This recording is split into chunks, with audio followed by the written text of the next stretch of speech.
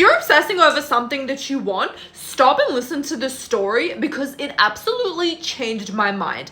After hearing this, I was literally able to manifest everything that I wanted because I shifted my perception from the stereotypical manifestation trash to law of assumption, where it's actually at. This is Daddy Neville Goddard. He was a cosmic philosopher who taught law of assumption. I tried what he said and I got instant results. So I did SATs and I went from having 30,000 YouTube subscribers to 100,000 YouTube subscribers in less than 6 weeks. Now I'm at 266. I run a very successful business, all because I did this method and I listened to Daddy Neville Goddard. Okay, so here's the story.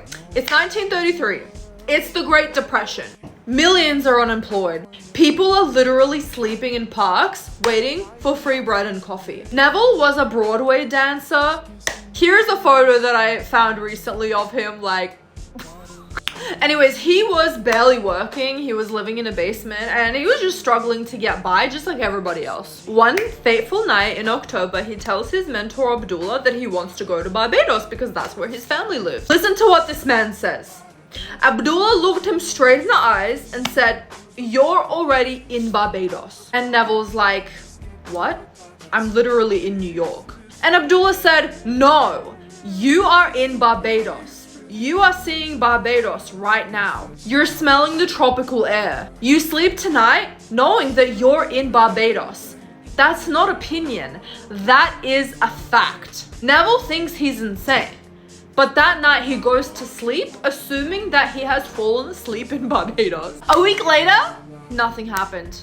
So he comes back to Abdullah and he's like, "Bro, nothing happened. I'm still thinking about Barbados." Abdullah slams the door in his face. How would you react? This happened 3 more times. He keeps coming back to Abdullah and keeps saying the same thing. And each and every single time he gets the door slammed in his face. On the 4th time, he comes to Abdullah and Abdullah says, "How can you talk about wanting to go to Barbados when you're already there? Stop breaking your assumption," and slams the door again. 2 months later, December 4th, there's a letter at his door. It's from his brother. It says, "We've never spent Christmas together. Here's $50 for a ticket.